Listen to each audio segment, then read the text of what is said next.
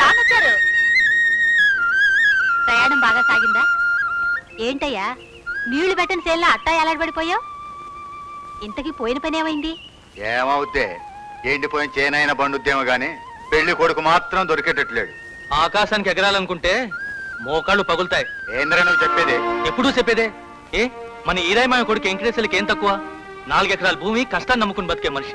ఆడికి మన జానకిని చేస్తే నీ పరువు తక్కువ? ఏమయ్యా, అబ్బాయి చెప్పేది కూడా కాస్త ఆలోచించు. ఏందే ఆలోచించేది? ఇక్కడ అందరూ పెత్తనం చేసేవాళ్లే. నేనే తెలివి తక్కువనా? నాకు ఆ మాత్రం తెలియదా? ఏందయ్యో ర్యాంకులు పెడుతున్నావు? ఏంది సంగతే? అదేనయ్యా అమ్మాయి పెళ్లి సంగతి. మనకెటు ఎండలో పడి మట్టి బిసుకోవటం తప్పటం లేదు కదా. ఉన్న ఒక్క అమ్మాయినైనా నీడ పట్టున ఉండి 4 రాళ్ళు సంపాదించుకుని ఏ గవర్నమెంట్ ఉద్యోగస్తుడికైనా ఇవ్వాలనుకోవటం తప్ప? తప్పని ఎవడంటాడులేవయ్యా. అసలు అది కాదు, ఇట్లాంటి సంగతి నాతో ఒక ముక్క చెబితే నేను చూసి పెట్టేవాడిగా. అమ్మాయి సరే, ఇంతకే నువ్వు కట్టం ఎంత ఇవ్వగలవు చెప్పు. నా శక్తికి మించి 10 రూపాయలు ఎక్కువే ఇస్తాను. అయినా నీ తరపున ఎవరన్నా ఉన్నారటయ్యా? వారిని అప్పుడాల ఎవడో ఏందయ్యా, నా మేనలుడు ఉన్నాడో బ్రహ్మాండమైన అందగడ అమ్మాయి. పైగా మీరు కోరుకున్నట్టే గవర్నమెంట్ ఉద్యోగం.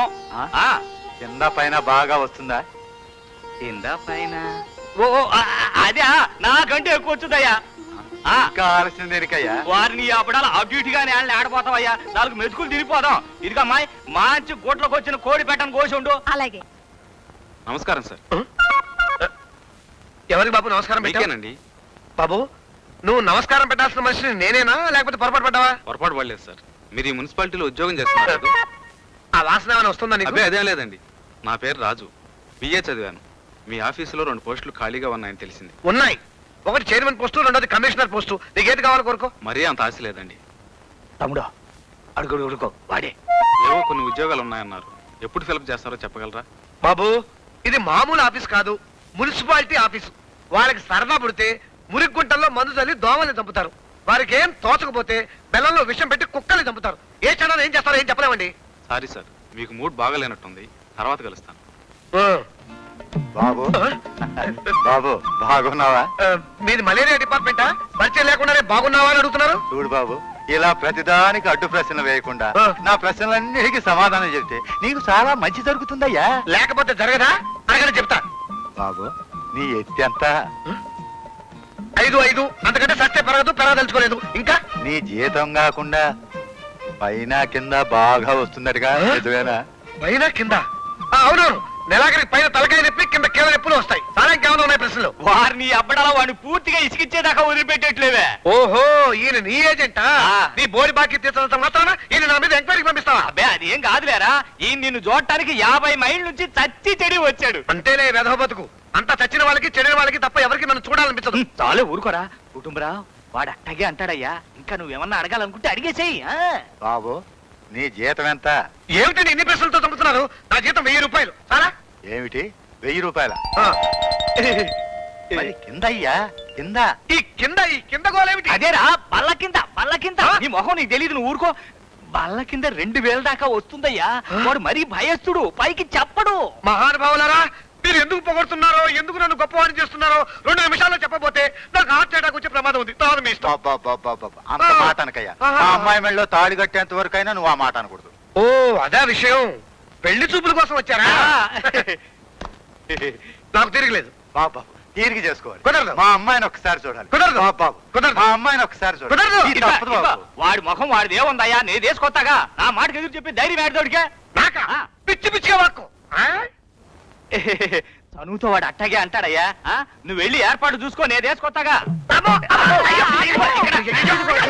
అది కదలబాకరా ఎట్ట మరి. నువ్వు పీకించుకో, తెలుస్తుంది.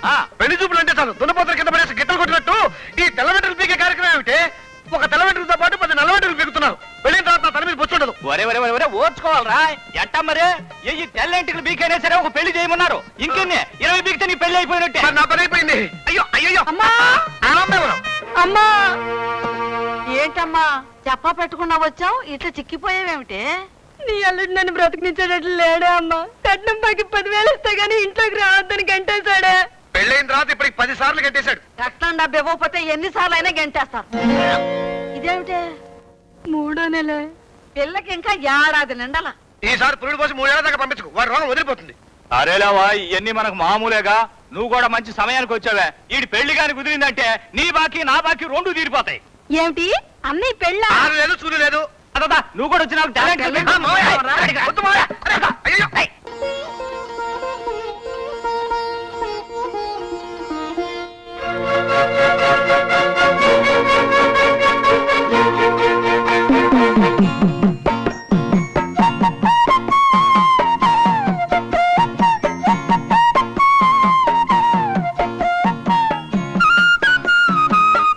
ఏమ్మా ఏం చదువుకున్నావు? ఫస్ట్ పారం, సెకండ్ పారం, థర్డ్ పారం వరకు చదివిందమ్మా. అబ్బో చాలా చదివింది అబ్బో. ఎరా అవి చూసుకున్నావా? పిల్ల నచ్చిందా?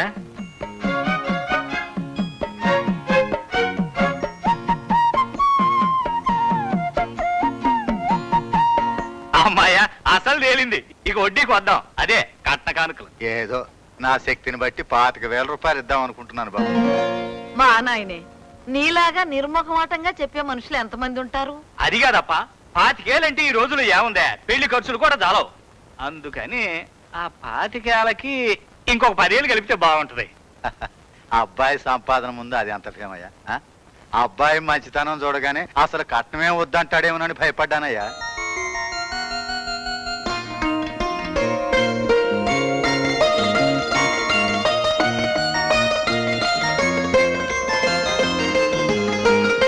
అవునవును, కట్నం అంటే నాకు ఇష్టం లేదు.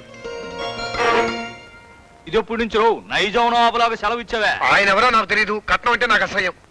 ఇదిగో తమ్ముడు, వాడు అట్టగే అంటాడయ్యా. మన గౌరవం మనం దక్కించుకోవాలిగా. ఆ 10,000 కూడా కలిపి ఆడపిల్లకి తక్కువ చేసావన్న చెడ్డ పేరు మనకెందుకో. వద్దండి, నాకు ఒక్క రూపాయి కూడా కట్నం వద్దు. నాకు కావాల్సింది ఆదర్శవంతమైన జీవితం గాని ఈ కట్నాలు కానుకలు కావు. మీరు వద్దన్నా మా అమ్మాయికి ఏదో రూపంలో ఇస్తేనే మాకు ఆనందం.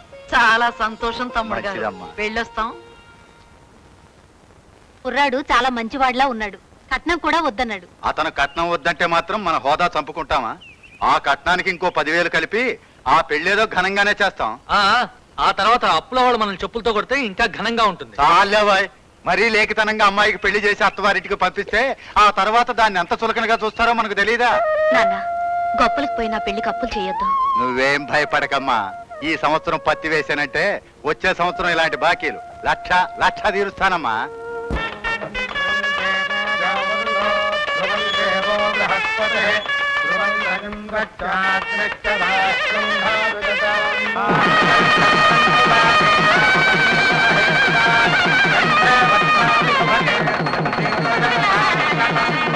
బాబు, అరుంధతి నక్షత్రాన్ని దర్శించుకోవాలి. రండి.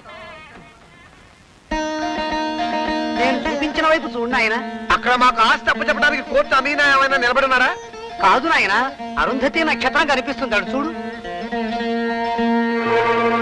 వారిని అబ్బడాలా అయిందమ్మా పెళ్లి అంటే అనిగిందమ్మా రంది అని పేళ్ళాన్ని చూసి మురిచిపోబాకోయ్. పెళ్లి ఖర్చులకు తీసుకున్న నా బాకీ సంగతి ఏంది? పెళ్లి అని అప్పు చేశావు, కట్నం వద్దన్నావు, మరి నా బాకీ హెట్టా తీరుస్తావు బే?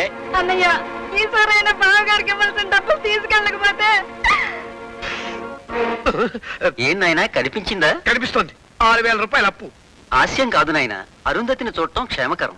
బాగా అప్పిచ్చే వాళ్ళని తప్ప అరుంధతిని కాదు కదా, అనసూయను కూడా చూడను. పదండి.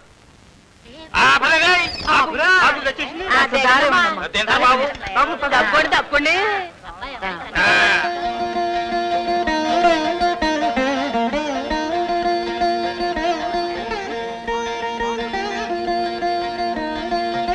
కాఫీ పట్టుకురా మామూ, సామాన్ ఎత్తుకోద్దాం రా. ఆగండి ఆగండి, ఎవరికి నేర్చుకునేది? అందరికి కాఫీ. నెట్టుకోవాకండి, కాఫీ తీసుకుని అట్టపోయి నిలబడింది. ఈ ఇంట్లో పెళ్ళం లోపలుంటే మొగుడు బయట ఉండాలి, మొగుడు లోపలుంటే పెళ్ళం బయట ఉండాలి. సంసారం ఎట్ట చేస్తారు? ఏదో వాళ్ళ తంటాలు వాళ్ళు పడతారులే. నీకెందుకు?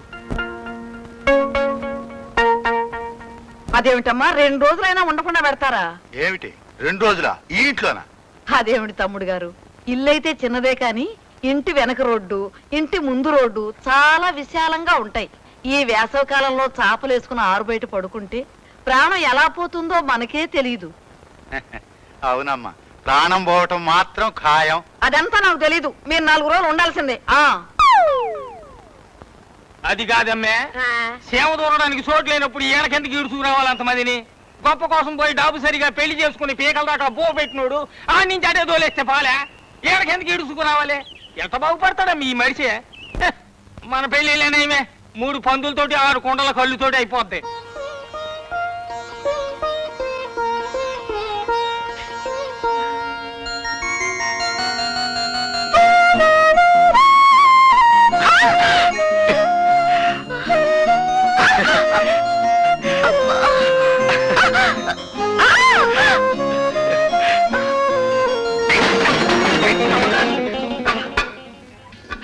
ఏమిటండి కర్మ? కర్మ కాదు, మధురానుభూతి.